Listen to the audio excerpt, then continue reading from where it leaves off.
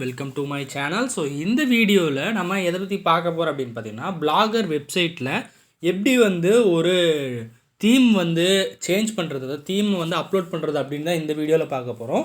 So இதுக்கு முந்தின வீடியோவில் நம்ம எப்படி ஒரு சிம்பிளான வெப்சைட்டை பிளாகர் யூஸ் பண்ணி க்ரியேட் பண்ணுறது அப்படின்னு பார்த்தோம். ஸோ ஆல்ரெடி நம்ம போட்ட வீடியோவில் பார்த்தீங்கன்னா இந்த மாதிரி ஒரு வெப்சைட்டை டிசைன் பண்ணியிருப்போம். ஸோ சாம்பிள் வெப்சைட் அப்படின்னு சொல்லிட்டு ஒரு வெப்சைட்டை நம்ம பிளாகர் யூஸ் பண்ணி க்ரியேட் பண்ணியிருந்தோம். ஓகேங்களா? ஸோ பார்த்தீங்கன்னா இந்த டிசைன் கொஞ்சம் அட்ராக்டிவாக இல்லை. இது ஆல்ரெடி ப்ரீடிஃபைண்டாக அந்த பிளாகர் வெப்சைட்லேயே, அதாவது பிளாகரில் இருக்குது பார்த்தீங்களா, அதில் இருக்கிற கொஞ்சம் தீம்ஸ் நம்ம யூஸ் பண்ணிக்க முடியும். பட் இது எனக்கு அந்தளவுக்கு அட்ராக்டிவாக தோணலை.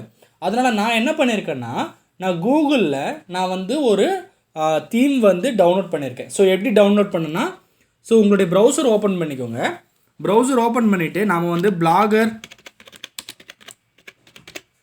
டெம்ப்ளேட் அப்படின்னு போட்டிங்கனாலே நமக்கு நிறைய வெப்சைட்ஸ் நமக்கு இருக்கும். ஸோ இதில் நான் மோஸ்ட்லி நான் தீம்ஸ் எல்லாம் டவுன்லோட் பண்ணுறது பார்த்திங்கன்னா இந்த வெப்சைட் தான், goyabetemplates.com அப்படிங்கிறதும், அடுத்து bloggertemplates.org அப்படிங்கிற இந்த மாதிரியான வெப்சைட்ஸில் நான் டவுன்லோட் பண்ணிக்கிறேன்.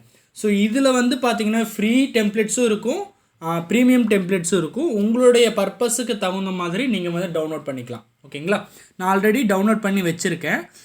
ஓகேங்களா? இப்போ நான் சேஞ்ச் பண்ணி காட்டுறேன். இதுதான் நம்ம டிசைன் பண்ண வெப்சைட்டு, சாம்பிள் வெப்சைட் அப்படிங்கிறது நம்ம டிசைன் பண்ணோம். போன வீடியோவில் நான் எப்படின்னு காமிச்சேன். இப்போ நம்ம இதில் தீம் சேஞ்ச் பண்ணலாம். ஸோ நல்லா நோட் பண்ணிக்கோங்க. ஸோ இந்த தீம் தான் ப்ரீடிஃபைன்டாக நம்ம க்ரியேட் பண்ணும்போது கொடுத்துருந்தாங்க. இப்போ இதை நம்ம சேஞ்ச் பண்ணலாம். இப்போ நம்மளுடைய பிளாகருடைய இன்டர்ஃபேஸுக்கு போயிடலாம். ஸோ இதுதான் பிளாகருடைய ரெஸ்பான்சிவ் இன்டர்ஃபேஸு. இதில் தான் நம்ம எல்லா விஷயங்களும் பண்ண போகிறோம். ஒரு போஸ்ட் க்ரியேட் பண்ணுறதா இருந்தாலும், ஒரு பேஜ் க்ரியேட் பண்ணுறதா இருந்தாலும், லே அவுட்டில் சேஞ்சஸ் பண்ணுறதா இருந்தாலும், என்ன பண்ணணும் அப்படின்னாலும் இந்த இன்டர்ஃபேஸில் தான் நம்ம பண்ணுவோம்.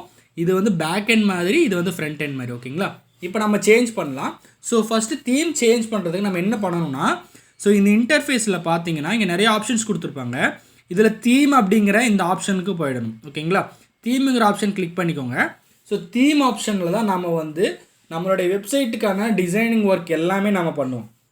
ஸோ இதில் பார்த்தீங்கன்னா ப்ரீடிஃபைன்டாக நமக்கு பிளாகரில் நிறைய தீம்ஸ் கொடுத்துருப்பாங்க. ஓகேங்களா? உங்களுக்கு இதில் ஏதாவது ஓகே, எனக்கு இந்த டெம்ப்ளேட்ஸ் ஏதாவது ஓகே அப்படின்னா நீங்கள் இதை யூஸ் பண்ணிக்கலாம். சரிங்களா? அப்படி உங்களுக்கு இது தேவையில்லை, எனக்கு நான் ஒரு ப்ரீமியம் லுக்கில் ஒரு டிசைன் வேணும், நான் இன்டர்நெட்லேருந்து டவுன்லோட் பண்ணி வச்சுருக்கேன் அப்படின்னு நீங்கள் என்ன பண்ணணும்னா, ஸோ இந்த இடத்துல கஸ்டமைஸ் அப்படின்னு ஒரு பட்டன் இருக்குது. ஓகேங்களா? இதில் கீழே ஒரு ஏரோ மார்க் கொடுத்துருப்பாங்க, அதை கிளிக் பண்ணிக்கோங்க. அதில் இந்த மாதிரி ஆப்ஷன்ஸ் எல்லாம் இருக்கும். இதில் ரீஸ்டோர் அப்படிங்கிற ஆப்ஷனை கிளிக் பண்ணிக்கோங்க. ஸோ ரீஸ்டோர் ஆப்ஷன் கொடுத்த உடனே நமக்கு என்ன காமிக்குது, you can upload a theme from a file on your computer. நம்ம கம்ப்யூட்டர்லேருந்து ஒரு ஃபைலை அப்லோட் பண்ணிக்கிறேன் பண்ணிக்கலாம்னு சொல்லுது. இப்போ நம்ம அப்லோடுன்னு கொடுக்கலாம். ஸோ அப்லோட் கொடுத்த உடனே நமக்கு அந்த ஃபைல் எங்கே இருக்குதுன்னு நமக்கு காமிக்கணும். நான் எங்கே வச்சுருக்கேன்னா டவுன்லோட்ஸில் பிளாகர் தீம் அப்படிங்கிறதுல சேவ் பண்ணி வச்சுருக்கேன். ஸோ இந்த தீம் எந்த மாதிரி டாக்குமெண்ட்டாக இருக்குன்னு பார்த்தீங்கன்னா எக்ஸ்எம்எல் டாக்குமெண்ட்டாக இருக்கும். ஓகேங்களா? எக்ஸ்எம்எல் டாக்குமெண்ட்டுக்கு. ஸோ இப்போ நான் அதை சூஸ் பண்ணிக்கிறேன். பிளாகர் தீம்ங்கிறது நான் சூஸ் பண்ணிக்கிறேன். சூஸ் பண்ண உடனே அது இந்த இடத்துல பார்த்தீங்கன்னா அப்லோட் ஆக ஆரம்பிக்கும். நம்ம கொடுத்துருக்கிற டவுன்லோட் பண்ணி வச்சுருக்கோம் பார்த்தீங்கன்னா அந்த தீம் நம்மளுடைய வெப்சைட்க்கு அப்லோட் ஆக ஆரம்பிக்கும். இப்போ பார்த்தீங்கன்னா அப்லோட் ஆகிடுச்சு. இப்போ நம்ம நம்மளுடைய வெப்சைட்டை ரெஃப்ரெஷ் பண்ணி பார்க்கலாம். ஸோ வெப்சைட் ரெஃப்ரெஷ் பண்ணி பார்க்கும்பொழுது இப்போ பார்த்தீங்கன்னா என்ன ஆச்சுன்னு பார்த்துக்கோங்க. ஸோ ஆல்ரெடி இருந்த டெம்ப்ளேட்டும் இப்போ இருக்கிற டெம்ப்ளேட்டும் டிஃபர் ஆகிடுச்சு.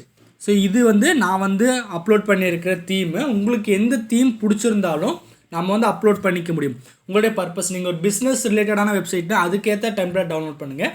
ஒரு மீம்ஸு, ஒரு லிரிக்ஸ் வீடியோ, அல்லது ஒரு யூடியூப்காக நீங்கள் ஒரு டெம்ப்ளேட், அதாவது வெப்சைட் வச்சுருக்கீங்கனாலும் நீங்கள் அதுக்கேற்ற மாதிரியான தீம்ஸ் நீங்கள் டவுன்லோட் பண்ணி இதில் சேஞ்ச் பண்ணுற மாதிரி இருக்கும்.